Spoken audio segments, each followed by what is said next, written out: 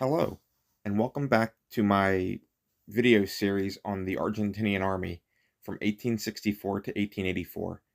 In this first video, my first proper video, I'd like to discuss the Argentinian Army from the mid-1870s to around 1884, really the period that most covers the conquest of the desert.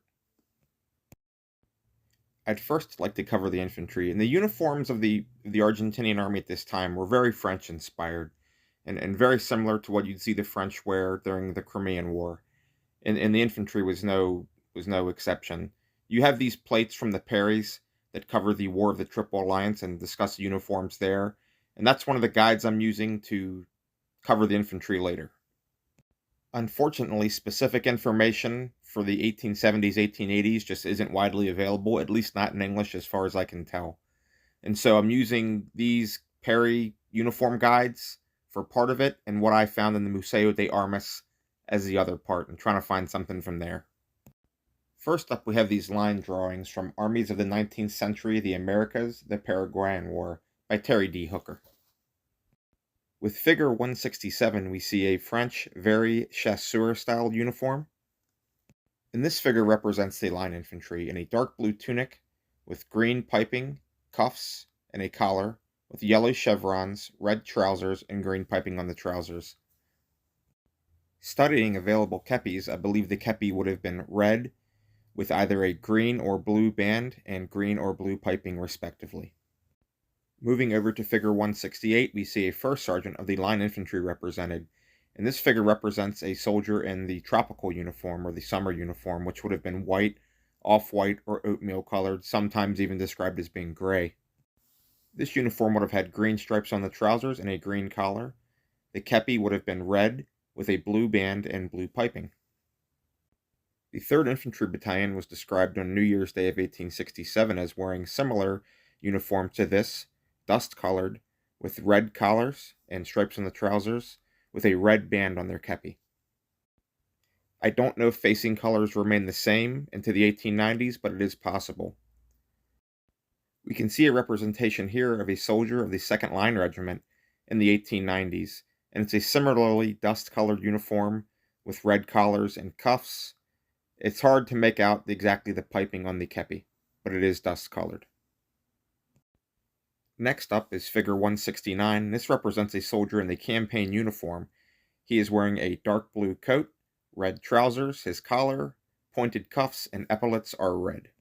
Something to note is the straw hat with the neck curtain and the epaulets on campaign uniform. This tambour of the line infantry wears a similar uniform in 1893, though we can see there are no epaulets, so perhaps he's representing someone in campaign uniform. The equipment, as you can see, is very, very French. Figure 170 represents a soldier of the 6th Infantry Battalion, and this soldier is in a clearly more relaxed campaign uniform. The uniform consists of a blue kepi with a green bottom band, green piping, a blue tunic with a green collar, cuffs, and piping, and blue trousers. You can see here a summer uniform for a soldier with green epaulets, but otherwise the uniform is unadorned. There is some green piping though in the kepi. Next we see a line infantryman in the 1890s. He is wearing a blue coat with either blue or green collar and cuffs, a dark blue kepi with either blue or green piping. It's difficult to tell in this light. Also worth a mention is the mix of wool uniform and tropical trousers. I'm sure this combination would have been seen. We can see here another soldier in more of a full dress winter uniform next to a soldier of both in unidentified units, but in a summer uniform with epaulets and a neck curtain.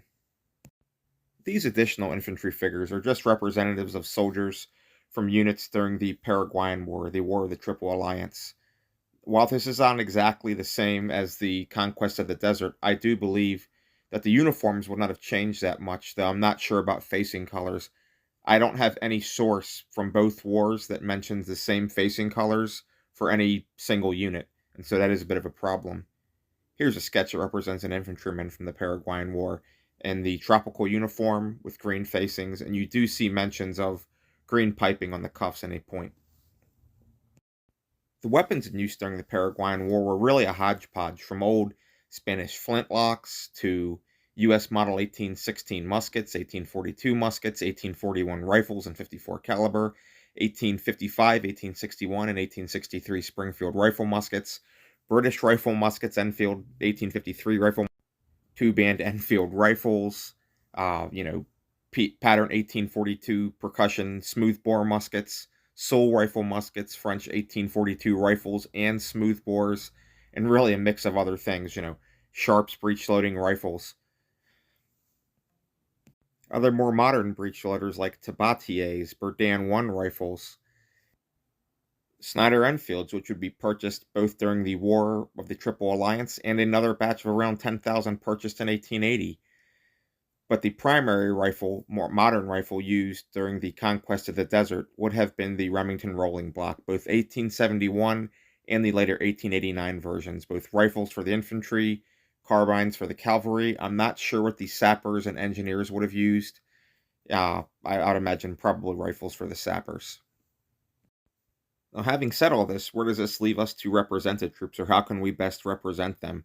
Well, there are a couple ranges I've looked at. The best is really going to be the Perry War of the Triple Alliance miniatures shown here. While they are armed with rifle muskets and muskets, it does not take a great stretch of the imagination to see these as breech loaders, especially something like a Snyder Enfield. The figures are excellent, and they fit the style quite well. There are also a number of Crimean War lines and even some Franco-Prussian War, though not so much. And the Wargames Foundry Mexican Adventure. The Legionnaires work very, very good for that, or the Imperial troops. If you have sculpting talent, the Mexican infantry from the Old West line would work fine, but you would need to sculpt boots on them because they're all wearing sandals, but some of them do have ponchos, and they make a lot of use of havelocks and neck curtains and hats.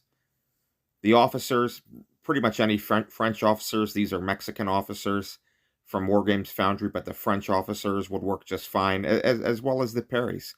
They're outstanding. The Snyder Enfield itself is going to be very easy to represent because you can use the Perry figures for the War of the Triple Alliance.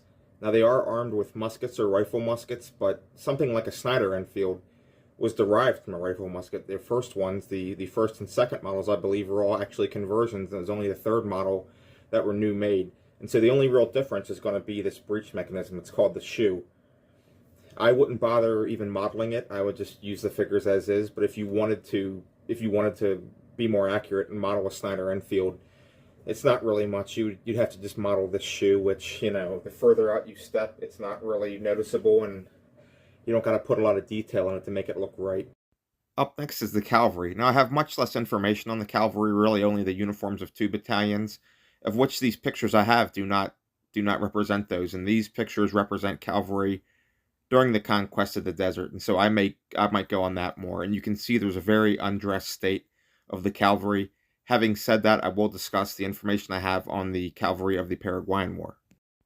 For the Paraguayan War, the information I have is about the 3rd and 4th Cavalry, and all it mentions is blue tunics, dark blue trousers, collars, cuffs, and trouser stripes in yellow, with gray chiripas sometimes.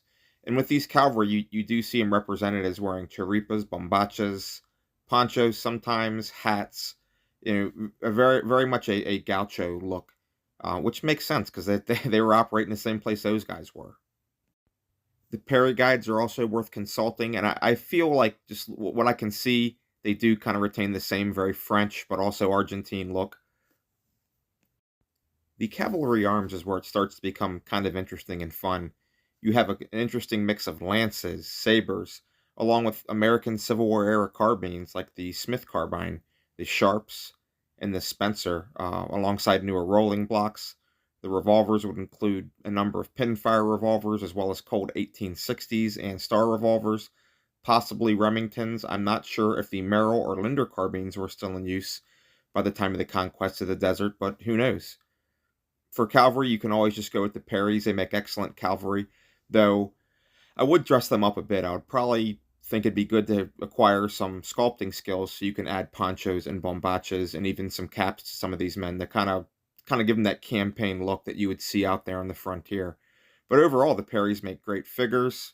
There aren't really as many other suitable figures, perhaps Civil War. But if you look, and these are pictures of gauchos, but the cavalry oftentimes and the photographs do not differ much, and you can see, the bombachas or chiripas, the boots, the hats, and the ponchos. It's a very very uniquely Argentinian look, and that would, if you could model cavalry like that, that would really make your army stand apart from anything else. If we look at this campaign photo and we zoom in on different elements, you can see a lot of these men are wearing ponchos, they're wearing soft hats, they're wearing scarves. You'll see some bombachas and chiripas in there, and this is a great opportunity to really represent what makes the Argentinian cavalry unique in this period and unique during the conquest of the desert. And you can mix felt hats with straw hats. You're going to have a nice mix of havelocks and neck curtains, and some havelocks that cover the visors and others that don't. Here's a model I saw in the Museo de Armas that represents that look perfectly. You can see, very, very French, but also very, very gaucho.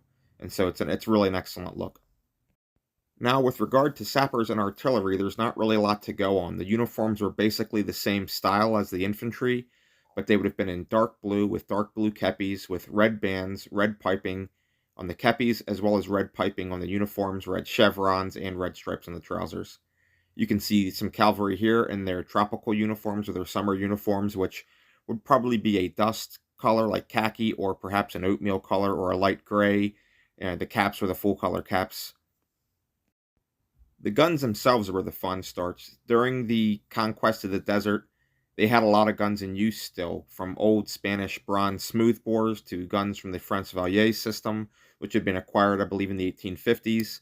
A lot of the old Spanish guns had actually been overhauled in 1860, just in time for the War of the Triple Alliance. During that war, they will acquire Whitworth guns, they will acquire a lot of Krupps, and Krupps will become the mainstay of the Argentinian artillery well into the early 1900s. Now, in the mid-1870s and 1880s, the Krupp is the mainstay of the field artillery. However, you will see a large use of the old Spanish and French bronze smoothbore muzzleloaders, and they will be employed in the posts and fortified settlements. Any place where soldiers are garrisoned, you're going to see some numbers of these older, obsolete guns as static defense guns. But the Krupps that originally purchased in 1865, the C-64 Krupp guns, will really become the mainstay of the Argentine artillery. Not just C-64s, but C-67s, C-73s, and C-80s. And you'll see a number of variations where you'll see C-67s and C-73s on wooden carriages, which are export models. In addition to that, you're going to see a lot of Nordenfelt guns. They're going to come in around the late 1870s, 1879 or so. And they're going to be in 43 Spanish, and they use a lot of the Nordenfelts. In fact, they continue to use the Nordenfelts in 7.65 Argentine in the 1900s. To represent artillery, I think a great bet is what I'm doing right now is Wargames Foundry. Their Franco-Prussian War French artillery, I think, are pretty much about perfect. And I have about 80 loose, so that's what I'm using. And I'm also using this Krupp C-73 gun from Actual Size Miniatures. It's a resin print, and I like it a lot. I would like it a little bit better if I could get it on a wooden carriage to represent one of those export models, but, who cares that much? And so, in closing, I think there are a number of ways to represent the conquest of the desert, but it's an interesting period, and it's worth further study. There's some things I couldn't really get too much into the sappers. I just don't know a lot. And I'm not sure if the artillerymen had carbines or how many they would have had per battery if they did have them, if they carried revolvers. I'm just not sure. And so if you like this video, please let me know in the comments. And if you want to see more of something like this, guides, I tried to make this one of a lot higher quality than what I'm used to doing, and so I really hope that worked out. But let me know what you think, and I'll be happy to make more. Goodbye.